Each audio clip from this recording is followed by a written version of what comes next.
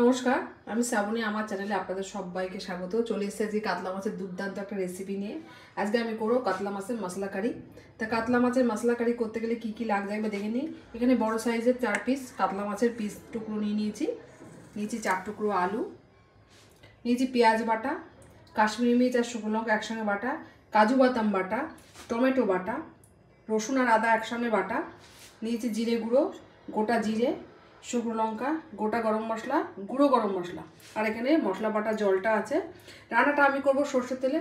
যদি আজকে রেসিপিটা ভালো লাগে লাইক শেয়ার কমেন্ট করবেন আর সাবস্ক্রাইব করে অবশ্যই আমার চ্যানেলের পাশে থাকবেন। তো রান্না করতে গেলে প্রথমে আমি গ্যাসটাকে অন করে দেবো, কড়াইটা গরম হতে থাকুক। আর এদিকে মাছে আমি খুব ভালো করে নুন হলুদটা মাখিয়ে নেব। আপনারা চাইলে এটা রুই মাছের পিস দিয়েও করতে পারেন বা ভেটকি মাছ দিয়েও এটা খুব ভালো হয়।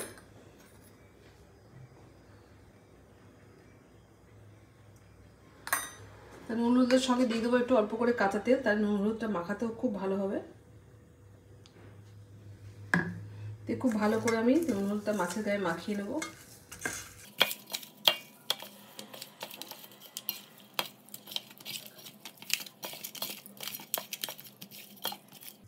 মাছে তো খুব ভালো করে নুন হলুদটা মাখিয়ে নিয়েছি।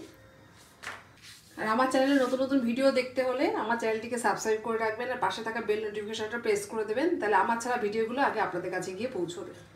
তো কড়াইটা আমার গরম হয়ে গেছে, এবার আমি কড়াইতে সর্ষের তেল দিয়ে দেবো পরিমাণ মতন। তেলটা দিয়ে তেলটা খুব ভালো করে গরম করে নেব। কাতলা মাছ রুই মাছ তো আপনারা অনেক রকমভাবেই রান্না করেন, আমি যেভাবে করছি আজকে এইভাবে আপনারা একবার অন্তত করে খেয়ে দেখবেন, দারুণ হয় খেতে, দুর্দান্ত একটা রেসিপি। তেলটা আমার খুব ভালোভাবে গরম হয়ে গেছে, এবার আমি মাছগুলো এক এক করে ভেজে নেব।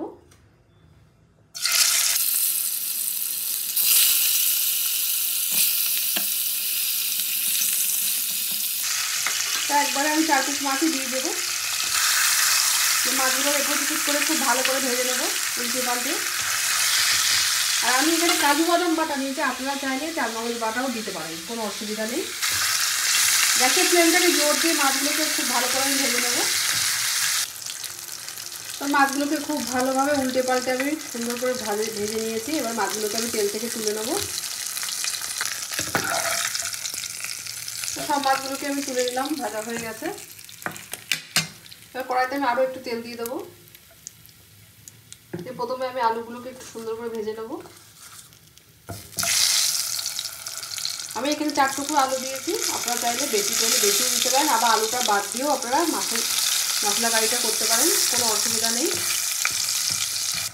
তা আলুটাও আমি হালকা করে ভেজে নিয়েছি, এবার আলুটাও তুলে নেবো। এই তেলের মধ্যে প্রথমে আমি জিরে ফোড়ন দেবো, ওই গোটা গরম মশলা। ফোড়নটা ভালো করে ভেজে নিয়ে দেবো এবার শুকনো লঙ্কাগুলো ফোড়নে। তো সব ফোড়নগুলো ভালো করে ভেজে নিয়ে প্রথমে আমি পেঁয়াজ বাটাটা দেবো, দিয়ে দিলাম পেঁয়াজ বাটা।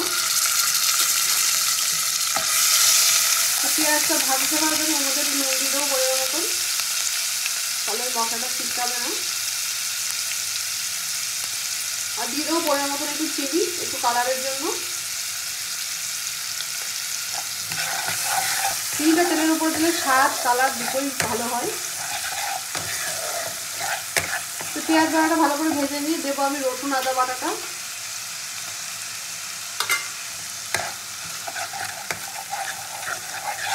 এবার দেবো আমি টমেটো বাটা।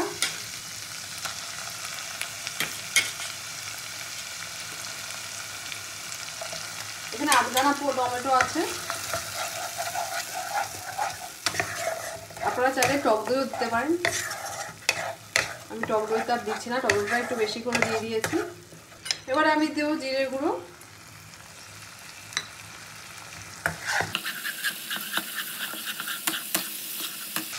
এবার দেবো আমি লঙ্কা বাটা, শুকনো লঙ্কা আর কাশ্মীরি মির্চ বাটা।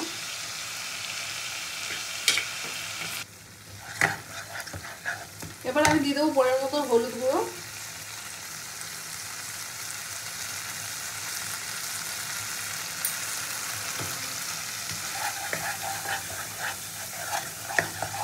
এবার দেবো দেবো আমি কাজু বাদাম বাটা। সব উপকরণটা খুব ভালো করে কষিয়ে নিতে হবে। তো মশলা কষানোর সময় আমি যে মশলা বাটার জলটা আছে সেটা একটু দিয়ে দেবো, দিয়ে এবার মশলাটা খুব ভালো করে কষিয়ে নেব। তো মশলাটা কষাতে কষাতে আমি ভেজে রাখা আলুটাও দিয়ে দেবো, দিয়ে মশলাটাকে খুব ভালো করে কষিয়ে নেবো।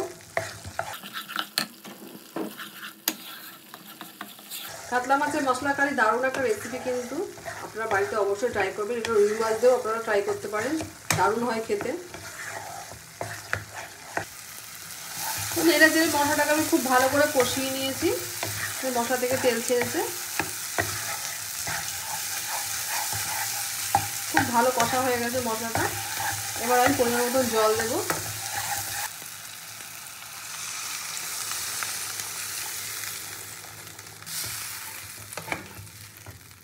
জল দিয়ে এখন এই মশলাটাকে আমি একটু ফুটতে দেবো, তারপর এর মধ্যে মাছগুলো ছেড়ে দেবো।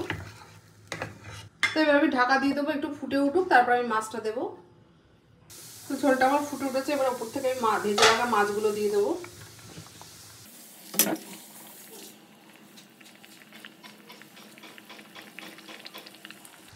দুর্দান্ত খেতে হয় কিন্তু এই রেসিপিটা, আপনারা কিন্তু বাড়িতে অবশ্যই ট্রাই করবেন। তো মাছ তো আমি দিয়ে দিলাম ঝোলের ভেতরে। এবার আমি 5 মিনিটের জন্য ঢাকা দিয়ে দেবো, 5 মিনিট পরে আবার ফিরে আসছি। এই অবস্থা আমি গ্যাসটাকে সিম করে দেবো। তো ঢাকা খুলে এবার মাছটা আমি দেখে নেব। তো কাতলা মাছের মশলা কারি কিন্তু একদম রেডি। এবার উপর থেকে একটু গরম মশলা ছড়িয়ে দেবো পুরো, দিয়ে খুব ভালো করে মিশিয়ে নেবো গরম মশলাটা। তো এবার আমি মাছটা ঢাকা দিয়ে 2 মিনিট বন্ধ করে রেখে এটাকে আমি সার্ভ করে নেবো। গ্যাসটাকে অফ করে দিলাম, 2 মিনিট পর এটাকে সার্ভ করে নেবো। তো কাতলা মাছের মশলা কারি কিন্তু একদম রেডি। এবার আমি প্লেটে সার্ভ করে নেবো। যদি আজ রেসিপিটা ভালো লাগে লাইক শেয়ার কমেন্ট করবেন, আর সাবস্ক্রাইব করে অবশ্যই চ্যানেলের পাশে থাকবেন। দেখা হচ্ছে নেক্সট ভিডিওতে, সবাই ভালো থাকবেন। আর কাতলা মাছের এই মশলা কারিটা অবশ্যই কিন্তু ট্রাই করবেন বাড়িতে, দারুণ একটা রেসিপি। তো প্লেটে সার্ভ করে নিয়েছি, কাতলা মাছের মশলা কারি একদম কিন্তু রেডি।